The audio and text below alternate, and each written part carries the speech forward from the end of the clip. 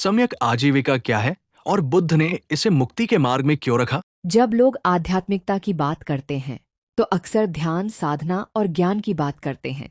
लेकिन बुद्ध ने एक बहुत व्यावहारिक प्रश्न पूछा, तुम अपना जीवन कैसे चला रहे हो? तुम्हारी रोजी रोटी कैसे आ रही है? क्योंकि यदि जीवनयापन का तरीका ही दूसरों के दुख पर आधारित हो तो मन में शांति कैसे आएगी? इसीलिए अष्टांगिक मार्ग का 5वां अंग है सम्यक आजीविका, अर्थात ऐसी आजीविका जो स्वयं और दूसरों के लिए अनावश्यक दुहक का कारण न बने। लेकिन इसका अर्थ क्या है? क्या हर व्यक्ति को साधु बन जाना चाहिए? क्या नौकरी छोड़ देनी चाहिए? नहीं, बुद्ध ने कभी संसार छोड़ने को अनिवार्य नहीं बनाया। उन्होंने कहा, प्रश्न यह नहीं है कि तुम क्या काम करते हो, प्रश्न यह है कि तुम्हारा काम दूसरों को किस दिशा में ले जा रहा है। क्या उससे लोगों का कल्याण हो रहा है या दुख बढ़ रहा है? बुद्ध के समय में उन्होंने कुछ प्रकार की आजीविकाओं से बचने की सलाह दी, जैसे ऐसी आजीविका जो हिंसा, छल या दूसरों के शोषण पर आधारित हो। लेकिन आज इसे आधुनिक जीवन में कैसे समझें? मान लो कोई व्यक्ति व्यापार करता है, यदि वह ईमानदारी से सेवा देता है तो उसकी आजीविका सम्यक हो सकती है। लेकिन यदि वही व्यक्ति लोगों को धोखा देकर लाभ कमाता है तो समस्या शुरू होती है। अब एक और उदाहरण, 2 कर्मचारी एक ही ऑफिस में काम करते हैं, दोनों की तनख्वाह समान है, लेकिन एक व्यक्ति अपना काम ईमानदारी से करता है, दूसरा लोगों को पीछे धकेलकर आगे बढ़ना चाहता है। बाहर से दोनों सफल दिख सकते हैं, लेकिन भीतर का अंतर बहुत बड़ा है। बुद्ध बाहरी सफलता नहीं देख रहे थे, वे मन की गुणवत्ता देख रहे थे। आज समाज में एक बड़ी समस्या है, लोग पूछते हैं, इस काम से मुझे कितना पैसा मिलेगा? लेकिन बहुत कम लोग पूछते हैं, इस काम का मेरे मन पर क्या प्रभाव पड़ेगा?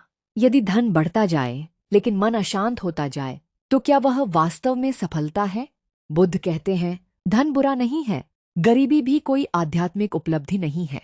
समस्या धन नहीं है, समस्या लोभ है। समस्या वह मानसिकता है जिसमें व्यक्ति किसी भी कीमत पर लाभ चाहता है। सम्यक आजीविका हमें संतुलन सिखाती है, कमाओ पर ईमानदारी से, सफल बनो पर करुणा के साथ, प्रगति करो पर दूसरों को कुचल कर नहीं।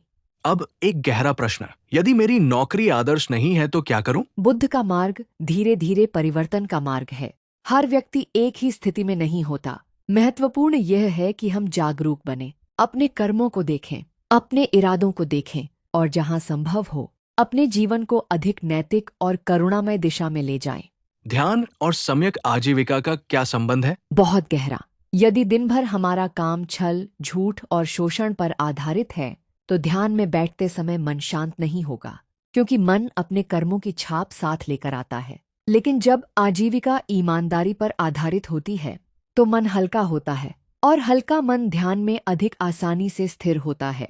इसीलिए बुद्ध ने केवल ध्यान नहीं सिखाया, उन्होंने पूरा जीवन जीने की कला सिखाई, जिसमें कमाना भी शामिल है, काम करना भी शामिल है और दूसरों के साथ व्यवहार करना भी शामिल है। सम्यक आजीविका का अर्थ है ऐसा जीवन कमाना जिस पर तुम्हारा हृदय बोझ महसूस न करे, ऐसी सफलता पाना जिसके लिए तुम्हें अपने विवेक को बेचना न पड़े, और ऐसा कार्य करना जो तुम्हें भीतर से थोड़ा अधिक मानव बनाए। अगले भाग में हम सम्यक प्रयास को समझेंगे, क्योंकि सही दिशा जानने के बाद उस दिशा में निरंतर चलना भी आवश्यक है।